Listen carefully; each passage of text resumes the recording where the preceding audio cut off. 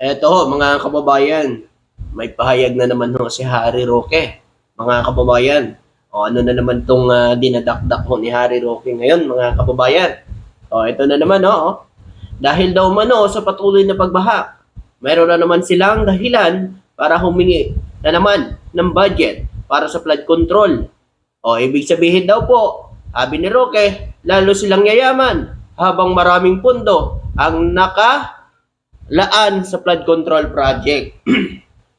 Sa tingin mo po ba, hahayaan pa ni Pangulong Bongbong Marcos na mangyari ulit itong mga anomalya na ito sa flood control project? Lalong-lalo na ngayon ay itinilaga niya na ang bagong DPWH na si Secretary Vince Dizon na laki ang tiwala ni Senador Rapi Tulfo at ni Senador Ping Lacson. Ewan ko na lang sa ibang mga senador. Walang pakialam sa kanila. Pero eto ho, malupit ito. Senador si Secretary Vince Dizon. Malupit ito na naging DOTR Secretary ng ating Pangulo. Mga kababayan. So hindi na ho mangyayari yan. Harry Roque.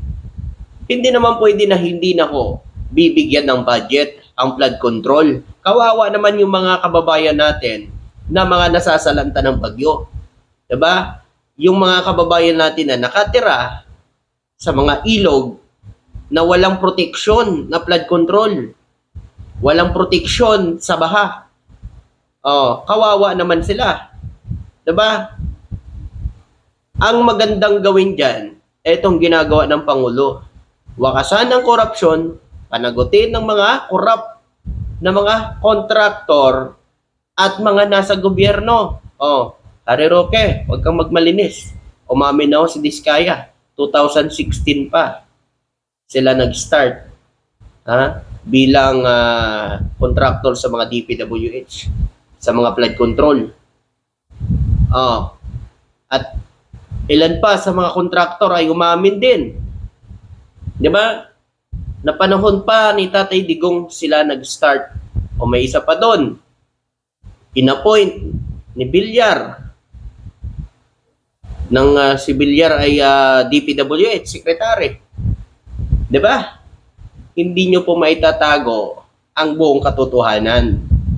Kahit magsinungaling man kayo, lalabas at lalabas ang katotohanan. Yung proyekto doon na pinisita ng Pangulo, kailan yon? 2021. Sino pa presidente noon? Yung sa Benguet, kailan yon? 2019. Sino pa ang presidente noon? Diba? Yung sa Benguet na binisita ng Pangulo. Di ba nga, kayo pa ang nasa posisyon nun? Ngayon, lahat gusto nyo isisi sa ating Pangulo. Aba, ang galing. Diba? Mismo nga si dating Pangulong Duterte, umamin na may mga korap na mga nasa DPWH, congressman, o bakit wala man lang silang naipakulong at natanggal na DPWH. At meron pa silang itinatag na anti-corruption, itong PECC. Ano nangyari doon? Wala din palang kwenta. Ngayon mga kababayan, pakinggan nyo po itong sinasabi ni Harry Roque. Eto, pakinggan nyo to. Missing na kayo mga Pilipino, no? Kung hindi kayo Okay, ulitin natin. Missing na kayo mga Pilipino, no? So, gumising na daw kayo mga Pilipino. Ano tingin nyo sa Pilipino? Tulog? Pag nyo igaya yung mga ibang Pilipino sa panahon ng ating Pangulo, nagtutulog-tulugan kahit nakikita na may nagagawang Pangulo. Kayo lang yon. Ibahin nyo kami. Kami gising na gising at nakikita namin na maganda ho ang ginagawa ng Pangulo sa bansa. Bakit kasi hindi mo matanggap? Diba? Na magaling talaga si Pangulong Bongbong Marcos. Harry Roque. Diba? Ito. Kung hindi kayo gigising, kung hindi kayo magagalit, patuloy tayo na magdurusa. Mga kababayan, kung hindi daw kayo gigising at hindi daw kayo magagalit, ay patuloy daw tayo magdurusa. Ikaw lang ang nagdurusa dahil sa ginawa mo. Huwag mong idamay ang ibang mga Pilipino. Dahil sa gagagawan mo yan, ikaw lang naglagay sa sarili mo dyan. Huwag mong idamay ang mga Pilipino. ikaw ang naglagay sa sarili mo kung ano ka man ngayon. Kaya wag mo kaming idamay sa kalokohan mo. 'Di ba? At kung wala kang kasalanan diyan dahil nagdurusa ka diyan sa ibang bansa, malayo ka sa pamilya mo, ay abay harapin mo. Kasi wala ka namang kasalanan. Harapin mo ang katotohanan, harapin mo yung sinasabi mo na ampaw na kaso, nagawa-gawang kaso, bakit ayaw mong harapin? 'Di ba? Ari Roque, yun, idadamay mo kami dyan. Gusto mo magalit din kami sa gobyerno? Eh, gising kami. Nakikita namin ang magandang nagagawa ng Pangulo. O kayo ba? Ano bang magandang nagawa nyo para sa mga Pilipino? Nagawa nyo ba yung ginawa ng Pangulo ngayon? Ang zero billing? Na pwede naman pala. Bakit hindi nyo nagawa? O yung pagbigay ng mga titulo ng lupa sa mga magsasaka, nagawa nyo ba yan? Hindi nyo nagawa yan. Pero bakit kay BBM nagawa niya? Eh pwede naman pala gawin. O, 'di ba? O sa inyo anong ginawa nyo? Wala. Ngayon kuda kayo ng kuda, nagmamagaling kayo, pero nung panahon nyo, wala rin kayo. Wala rin kayong nagawa. Ngayon na may nagagawa, sasabihin nyo walang nagagawa, magalit ang taong bayan. Wow, antindi. Ang lupit pala ni Harry Roque. Para ano, mga kababayan, mapatalsik ang Pangulo, mapalitan si PBBM at ipalit ang gustong ipalit. Wow, antindi ano. Para maging malaya ka, ano. Maabsuelto sa kaso, ano. Ang galing, ano. Patuloy. Patuloy tayo na magugutom. Wow. Patuloy tayo na walang kinabukasan. May makakain pa naman kami. Kumakain pa rin kami. 3 bisis sa isang araw. Ha? Kung meron man nagugutom, baka yung mga tamad na mga didilis yun. At wag kami, Harry Roque. Nagugutom ka na ba? Bakit? Dahil sa humba, ano? Kumain ng humba, hindi nagambag, ano? Paborito mo yung humba, mag-ambag ka kasi. Na aasahan dahil ang mga nagtatamasa lamang ng lahat ng mga grasya ng Panginoon ay mga politiko, mga cronies ni Marcos, mga contractors, mga COA auditors, at mga BIR collectors.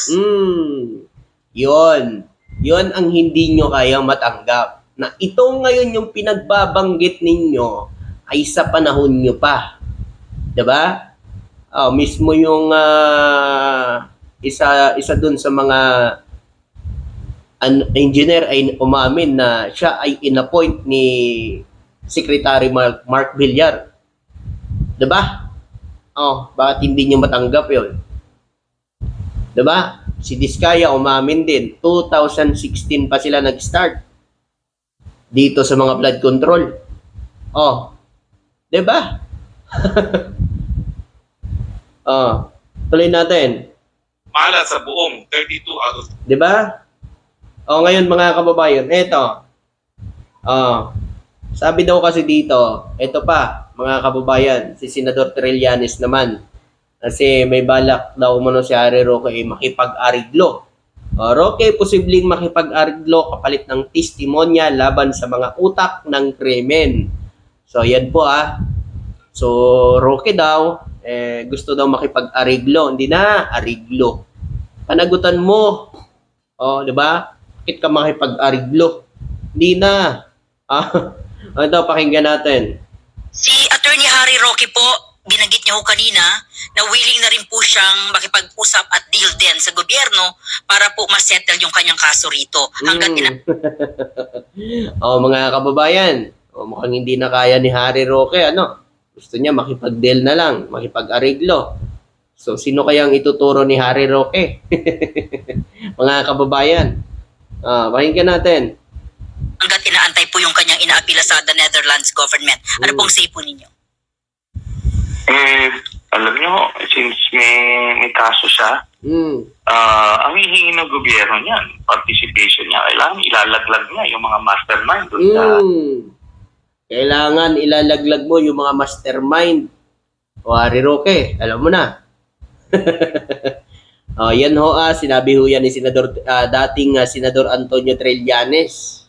Kung makikipag-aridlo si Harry Roque, mga kababayan sa gobyerno, ay kailangan ilaglag niya lahat na mga sangkot 'Di ba? Uutak ng krimen. Oh. Niya, kailangan ilalaglag niya yung mga mastermind doon sa kinakasangkutan niya ng kaso. Magiging testigo siya. That's the only way. Hindi ho pwedeng are-arego lang. Hindi naman talaga pwede. At saka, hindi din pwede yon kasi ang dami niya pong kaso. Katulad na lang, yung ginawa niya pong faking video, ay siya po ang dahilan nun, mga kababayan. 'Di ba?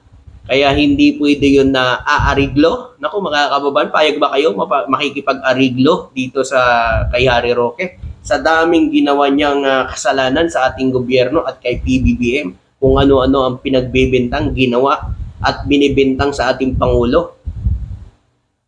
Buti nga, ang Pangulo natin, napakabait pa eh. Pero kung sila niyan dati, nako, baka tigok na yan. 'Di ba? Mga kababayan. Kaya ngayon, sinasabi nila, nagyayaya sila, nanghihikayat sa mga Pilipino na pumunta daw sila sa EDSA para mag People Power People Power 3, mga kababayan, kasi ang People Power 2 nila walang nangyari. 'Di ba? Isang buwan sila dun sa EDSA, gumamit pa ng mga bata para lang manghikayat. Walang nahikayat. 'Di ba? Ano, uto-uto katulad nila? O ngayon mga kababayan, nanghihikayat na naman sila. Magpi-people power na naman daw sila. People Power 3, sabi nila, mga kababayan. Hindi natin. Kasi ang tagal nyo nang sinasabi yan, bakit hanggang ngayon hindi ho kayo sinusuportahan ng taong bayan? Kasi nga mali.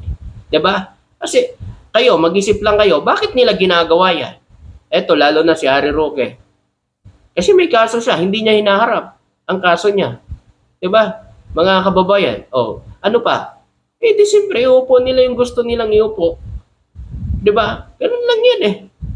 Mga kababayan, bakit ba nila gagawin niya mag-people power sila? Siyempre mga kababayan, para makabalik sa kapangyarihan. Akala ko ba malakas sila? Awatay nila 2028. Talagang malakas sila. 'Di ba? Hanggang dito na lang. Salamat.